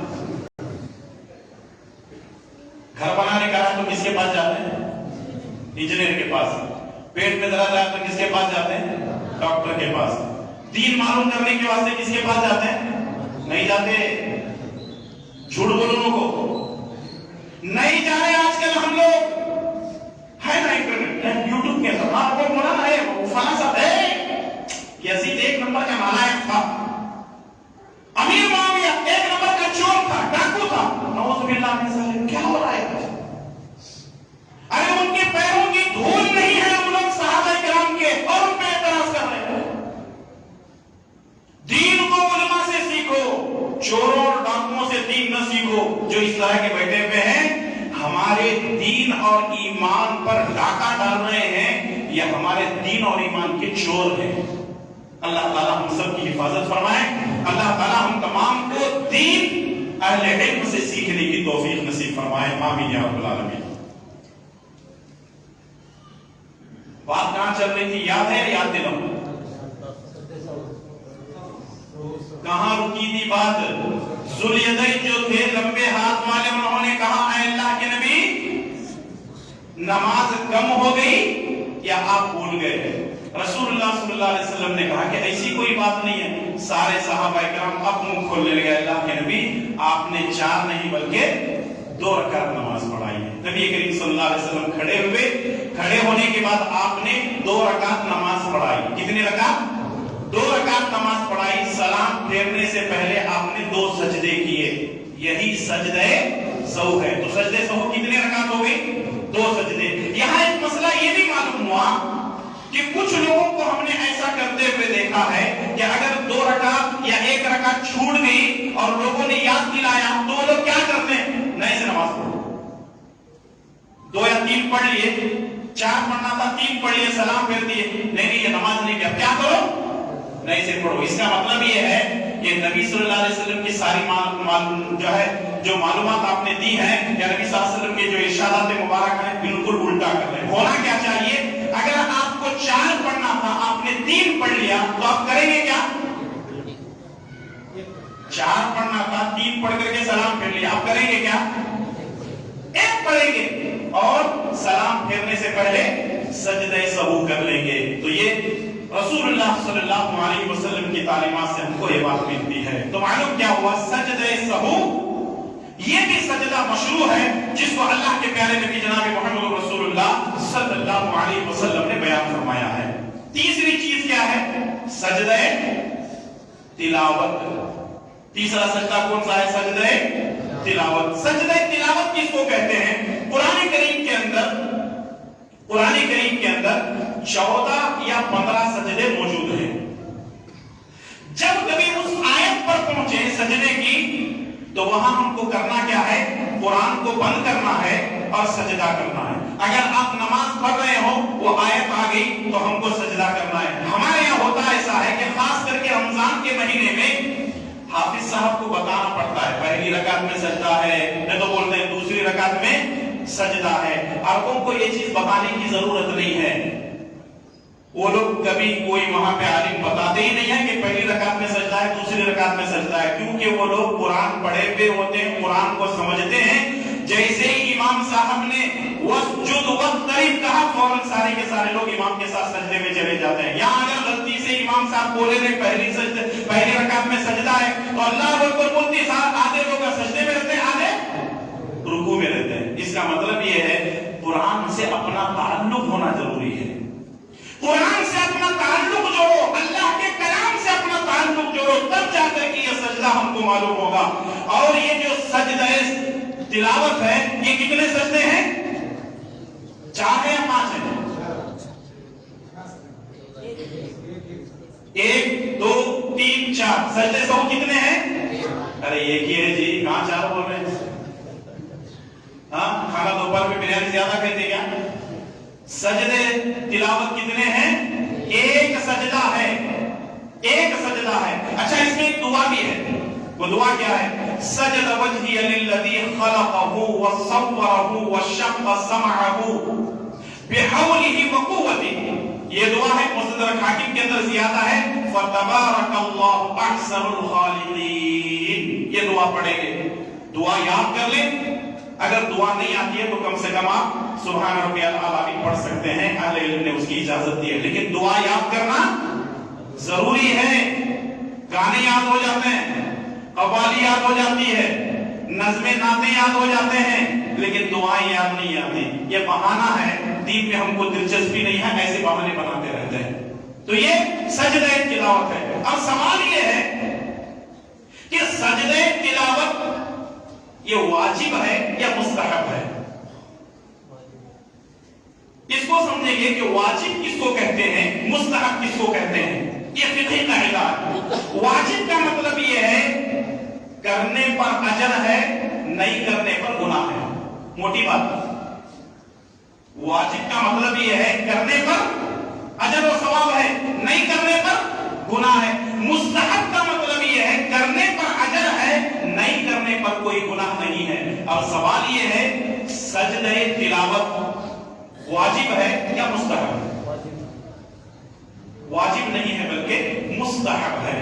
مستحب کا مطلب یہ ہے کرنے پر اجر ہے, نہیں کرنے پر کوئی گناہ نہیں ہے. لیکن کون نہیں چاہتا کہ اس کی زندگی کے اندر ایک سجدہ زیادہ آ جائے؟ آپ چاہتے ہیں کہ نہیں چاہتے ہیں؟ ہر کوئی چاہتا ہے. تو جب آپ قرآن کی تلاوت کر رہے ہیں, قرآن کی تلاوت سن رہے ہیں یا امام کے پیچھے نماز پڑھ رہے ہیں تو آپ کو تو وہاں بالکل کرنا ہی کرنا ہے. لیکن اگر کوئی آدمی اپنی گاڑی میں ہے یا اپنے دکان میں ہے یا اپنے مکان میں ہے, آیتیں چل رہی ہیں اور سجدے کی آیت آ جائے تو کیا وہ سجدہ کر سکتا ہے یا چھوڑ سکتا ہے؟ اس کو اختیار ہے, چاہے وہ کر سکتا ہے چاہے چھوڑ سکتا ہے.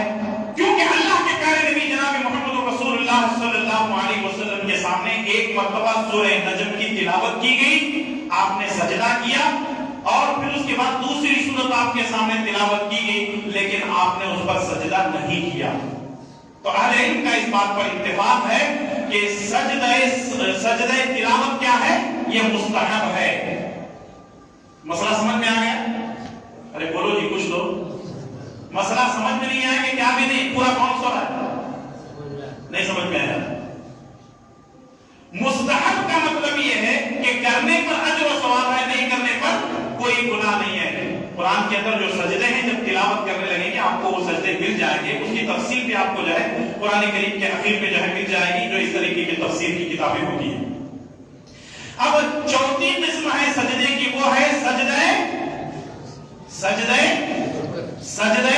شکر. پہلے سے بولتے ہیں نمبر 1 سجدے نماز, نمبر 2 سجدے سہو, نمبر 3 سجدے تلاوت, نمبر 4 سجدے شکر. یہ آخری چیز ہے. سجدے شکر کہتے ہیں, جیسا کہ سنن ابن ماجہ کی روایت عبداللہ بن عمر رضی اللہ تعالیٰ عنہ فرماتے ہیں اللہ کے پیارے نبی صلی اللہ علیہ وسلم کو کسی کام میں آسانی اور کسی کام کی خوشخبری دی جاتی تو رسول اللہ صلی اللہ علیہ وسلم فوراً سجدے میں گر جاتے تھے. رسول اللہ صلی اللہ علیہ وسلم کیا کرتے تھے؟ فوراً سجدے میں چلے جاتے تھے.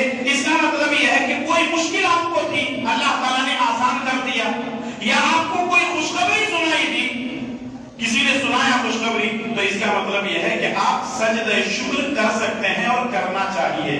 مثال کے طور پر آپ ایک کیس لڑ رہے تھے کورٹ کے اندر, آپ کورٹ میں سے کیس جیت گئے، اللہ تعالیٰ نے مشکل کو آسان کیا نا، اللہ نے مشکل کو آسان کیا، تو اسی حالت میں ہم کیا کریں گے؟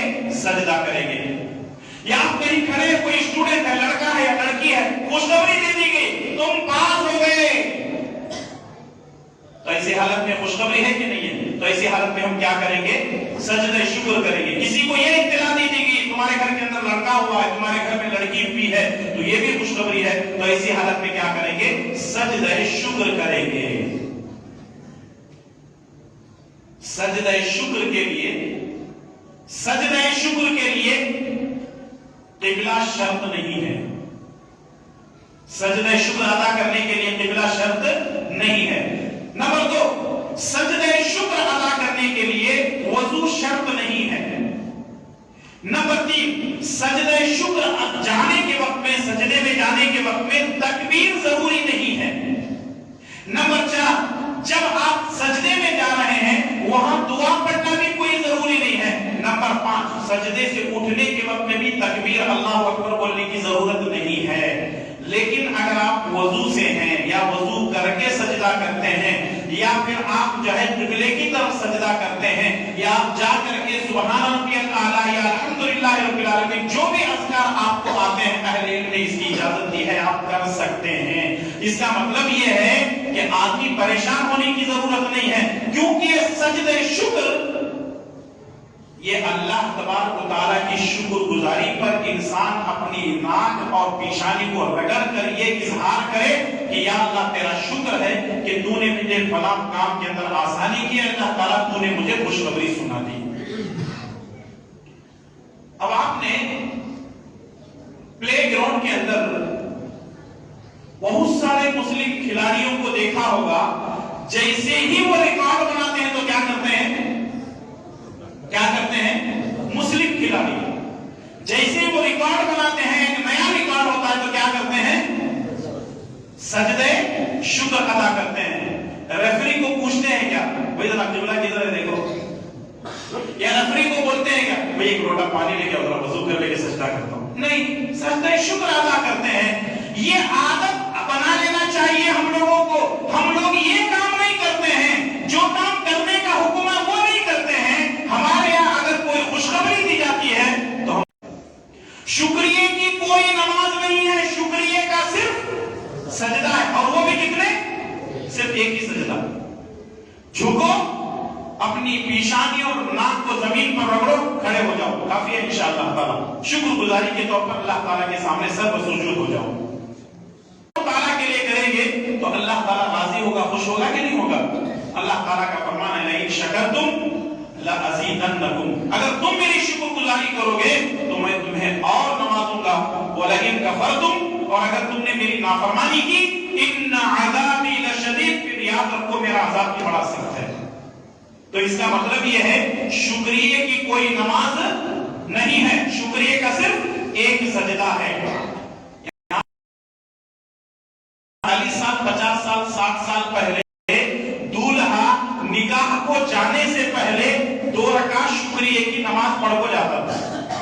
فجر کی نماز نہیں پڑھتا ہم نے، لیکن 2 رکعت شکریہ کی نماز پڑھ کو جاتا، اور نماز پڑھنے نہیں آ تو مؤذن جسے تو گراں سمجھتا ہے، وہ ایک سجدہ جسے تو گراں سمجھتا ہے، ہزار آدمی کو نجات۔ تو سجدے کی کتنی قسمیں ہو گئی؟ 4 قسمیں ہو گئی۔ نمبر 1 سجدہ نماز، نمبر 2 سجدہ سہو، نمبر 3 سجدہ تلاوت، نمبر 4 سجدہ شکر۔ ایک ایسی نماز بھی ہے جس کے اندر پڑھونوں کو بولے تو بھی لوگ پڑھ لیتے ہیں۔ کی نماز ہے جس میں نہ رکوع ہے نہ سجدہ ہے۔ اللہ اکبر، اللہ تعالیٰ کی حکمت، کیا حکمت ہے اللہ تعالیٰ کی۔ اللہ تبارک و تعالیٰ نے نماز جنازہ میں رکوع بھی نہیں رکھا، سجدہ بھی نہیں رکھا۔ اس کی وجہ کیا ہے؟ وجہ یہ ہے کہ بندہ جب اپنی مصیبت میں پڑا ہوا ہے، دوسروں کی مصیبت کو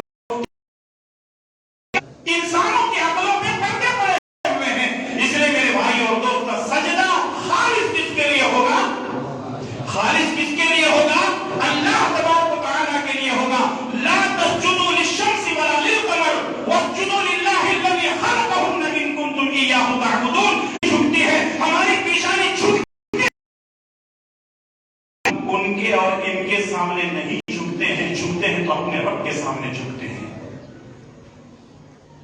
سنن بن ماجہ کی روایت ہے، معاذ بن جبل رضی اللہ تعالیٰ عنہ ملک شام سے آئے، معاذ بن جبل رضی اللہ تعالیٰ عنہ ملک شام سے آئے، اللہ کے علاوہ کسی اور کے لیے سجدہ جائز ہوتا تو میں عورت کو حکم دیتا کہ وہ اپنے شوہر کے سامنے سجدہ کرتی، لیکن چونکہ اللہ کے علاوہ کسی اور کے سامنے سجدے کرنے کی اجازت نہیں ہے،